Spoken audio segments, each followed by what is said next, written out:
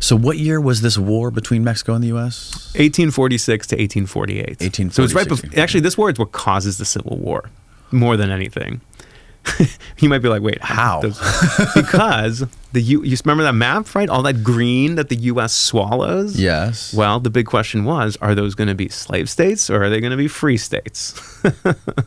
That was the huge dilemma that people were fighting so viciously about in the 1850s, right? In that decade leading up to the Civil War. It's these reasons that actually help to explain why Texas is such a freaking massive state. Like, I don't know if you've ever driven from like El Paso to like Houston. You're just like, when does the state end? Why is it so big? Why is there nothing quite as big as it? It's all related to the politics of slavery in this time period, because slavery was entrenched in the Texas by the time that Texas becomes a state. But most of the slaveholders wanted Texas to become multiple states, mainly because every state, of course, gets to send 2 senators to Washington and representatives.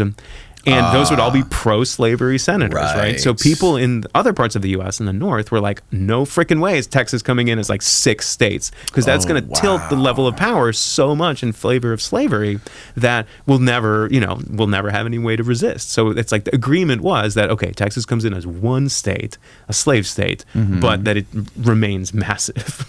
So next time you're driving across it and thinking like, why is it so big?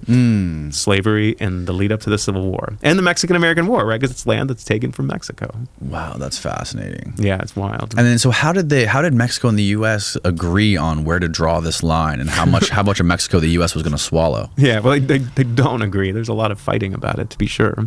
And there's some extra, there's disputes that last for decades and decades afterward. But, the U.S. militarily wins the Mexican-American War, right? I mean, they occupy Mexico City. Like, they march troops down and occupy the capital. And there were some Americans who wanted to annex all of Mexico, right? Take the whole country, not just the northern, third or half of it. And those voices eventually get pushed aside. But yes, I mean, so the history of these countries is so wrapped up with each other. And what I find most interesting, right? Because like when most folks in the U.S. today think about Mexico, 2 things come to mind: drug trade and immigration. Yes. And when it comes to immigration, we really cannot understand Mexico's, the patterns of Mexican immigration to the U.S.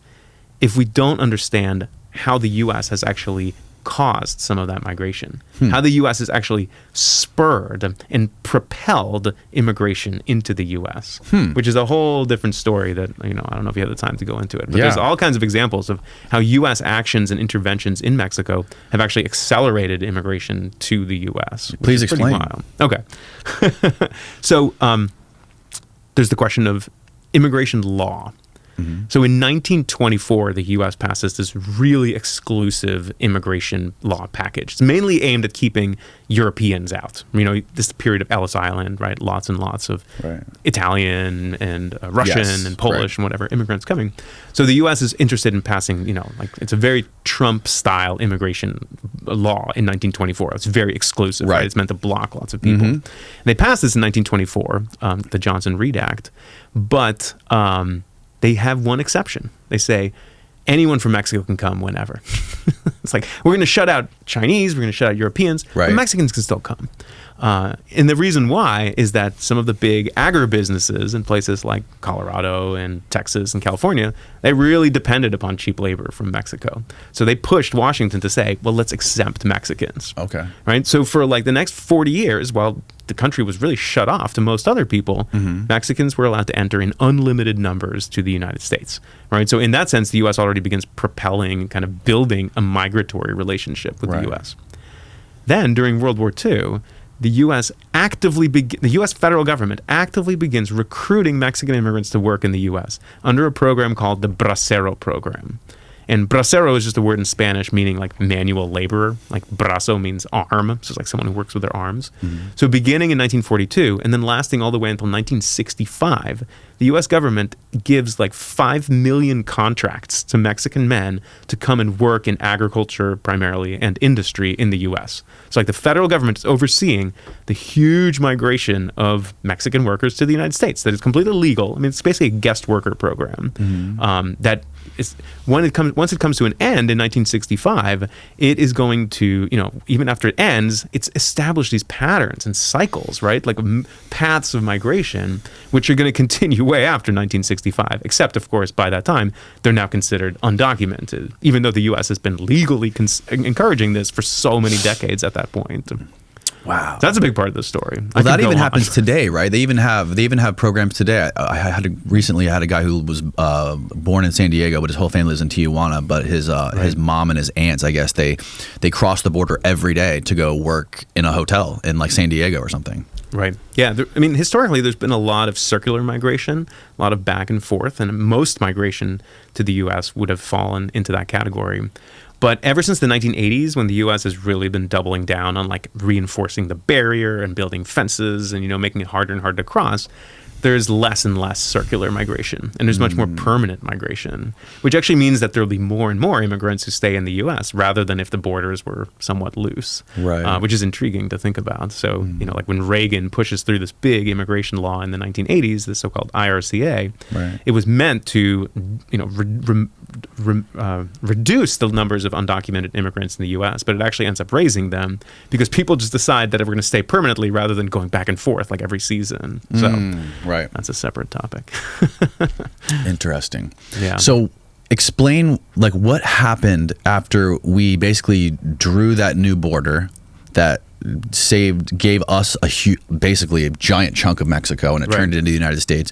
And some of those, like there was some sort of an agreement that had to be made where the people that were Mexicans living on this new part of the United States, former Mexico, they had to have some sort of like laws to make them citizens. Yeah, right. And this gets at some really interesting riddles when it comes to ideas about race in America again. Right? So when the U.S. carves off this tremendous chunk of territory that they now call the United States, right, as a result of the Mexican-American War, there were hundreds of thousands of people living in that area. It's not like vacant territory. There's lots of people who consider themselves Nuevo Mexicanos, Californios, Tejanos, right? Spanish-speaking peoples who had been part of Mexico, but now, because of this war, are now part of the United States. And I like to think of these people as folks who didn't cross the border, but the border crossed them, quite literally, right? Like they literally get in a different country because the border just moved. So at the negotiating table in 1848, right, Mexico's just been defeated militarily by the U.S. So they don't have a ton of like clout and political capital to kind of bargain with, but they sit down with the Americans in the small town of Guadalupe Hidalgo in the center of Mexico, and they're working out the details of this peace treaty. And Mexico knows they're going to lose a ton of territory, right? But they're eager to push to make sure that these folks who are like, who just got captured by the U.S. by the border shifting, that they get a fair shake. The Mexican government wants to make sure that these former Mexicans have an opportunity not to be taken advantage of by their new American neighbors. So they work out the details of this in this treaty that says these folks should be allowed an opportunity to return to Mexico. In a sense, they're not returning at all. They're just moving into Mexico. Right. Or if they stay, they need to be granted U.S. citizenship. Right. That's basically the rule, the deal that the Mexican government is able to negotiate at the treaty. They say if these people stay, which most of them do, because who wants to move, right? It's good staying where you are. That they have to be given U.S. citizenship, and the U.S. government says yes, we will give citizenship to all these people. However, that puts the U.S. government in a bit of a pickle because it had laws at the time that said who's eligible to become a U.S. citizen. And the rule of the day said that there's only one group of people who are allowed to get U.S. citizenship, who are eligible for naturalization, right, for becoming a citizen. And there's 3 words that define that category: free white persons. They have to be a free white person in order to be eligible to naturalize. So what that means is that because the U.S. has now told the Mexican government that these, Nuevo Mexicanos and Californios are going to be Americans, that they are white. Because they're not going to change the law saying that, we should change it so, non-white people can become it. Instead, they're just going to say, all Mexicans are legally white. Well, that goes against like the famous one drop rule that you mentioned. Where yeah, if you one have drop rule is more about African descent and about blackness than it is about, Mexicanness. Okay. But yeah, so it's somewhat of a separate issue for this. But yeah, basically in 1848, the U.S. says, all Mexicans are legally white.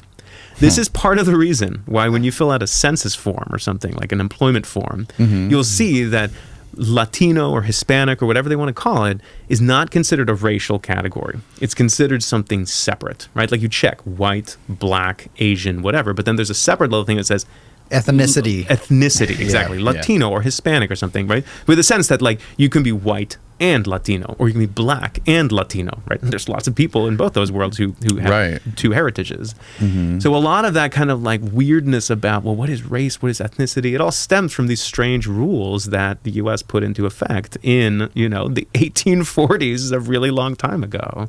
And it still shapes us down to this present day.